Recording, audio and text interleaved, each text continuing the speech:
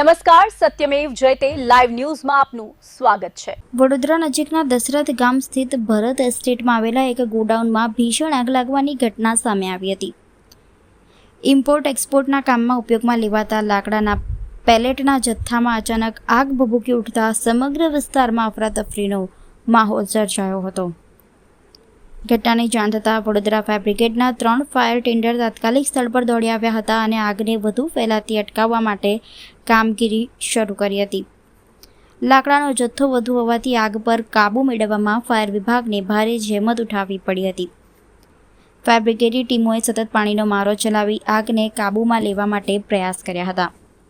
સદનસીબે પ્રાથમિક તબક્કે કોઈ જાનહાનિ થયાની માહિતી સામે આવી નથી। જોકે આગ લાગવાનું ચોક્કસ કારણ હજુ સુધી જાણવા મળ્યું નથી। આગ સંપૂર્ણપણે કાબૂમાં આવ્યા બાદ ફાયર વિભાગ દ્વારા વધુ તપાસ પણ હાથ ધરવામાં આવી હતી।